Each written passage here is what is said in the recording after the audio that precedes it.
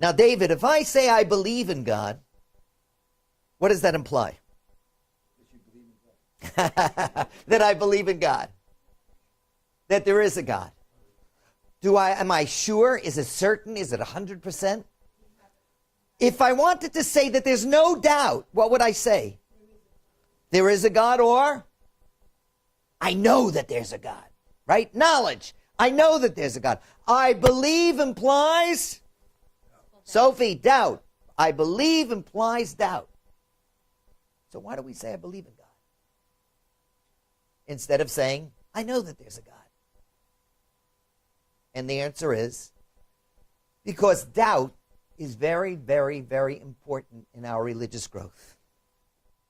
There are 3 stories in the Talmud about a potential proselyte, a potential convert, who comes to the rabbis Hillel and Shammai and want to convert.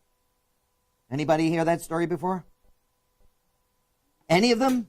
Any? Yeah, which one did you hear about?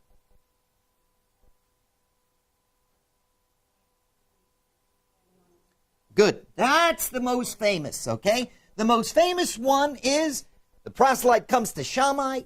That's the rival of Hillel. They studied together, and he was known as a very strict, stern guy. And he says, teach me the whole Torah while standing on one foot. Shammai throws him out, thinks he's a joker. Hillel welcomes him in. And what does he say to him? He says, what is hated unto you, don't do unto others. Okay, the golden rule, except in the negative. Love thy neighbor as thyself, except in the negative. What is hated unto you, don't do to others. That's the whole Torah. The rest is commentary. And then the famous part that nobody knows is, what's the last part? Go study. Okay, everybody forgets that part. Okay, so that's one story. That's one story. Teach me the whole Torah while standing on one foot. Another one is a proselyte or a potential convert, a non-Jew, comes to Hillel and Shammai, and he says, convert me on the condition that I will become the high priest of Israel. Now, how do you become the high priest of Israel? How can someone become the high priest of Israel? You have to be born into the priestly family, and then, if you're lucky, you could be selected. The third story, and listen, this is the story that we're going to focus on.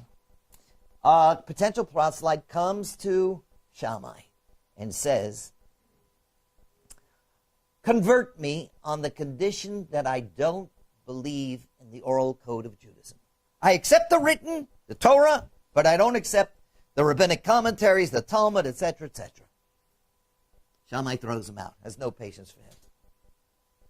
Hillel welcomes him in, and he says, good, let's start studying. So where do they start? They start with Aleph Bet, the Hebrew alphabet. And Hillel teaches them the first 4 letters of the Hebrew alphabet. Aleph, Bet, Gimel, Dalet. A, B, C, D.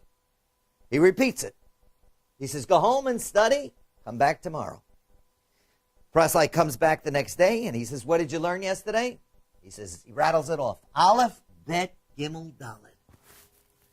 Hillel says to him, no, you have it backwards. It's Dalet, Gimel, Bet, Aleph. So the potential convert is very upset. He says, what do you think, I am an idiot? I know the first 4 letters of the alphabet. I practiced them, and that's what you taught me.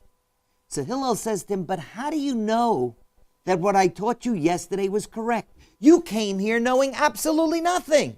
How do you know that what I taught you is correct? In the same way that you have faith in me that what I'm teaching you is correct today, we'll study together, and at the end of our studies, you'll decide. Do you accept the oral code, or you don't accept the oral code? But don't come to me and say you're going to convert on the condition that you don't accept the oral code. We'll study together, and then you'll decide. So what's the difference between Shammai and Hillel? When the proselyte came to Shammai and said, convert me on the condition that I don't accept the oral code, he saw the proselyte as a denier. As a denier. As someone who refuses to accept any truth. Whereas Hillel, when he encountered the same question, he saw him as a doubter, not a denier. And he sees doubt as an instrument of growth. The fact that we say, I believe in God, if I wanted to say I knew God, right? I could say, I believe that there are people next door. How do I know that next door? I hear footsteps, I hear noise, I hear them registering, whatever it may be. But I don't know for sure. So it implies doubt. When I say I know, there is no doubt. The fact that we say I believe in God means that there's doubt, and there's always going to be doubt, because the finite mind cannot capture the infinite. And you know what? That's one of the great things about Jewish life and Jewish study.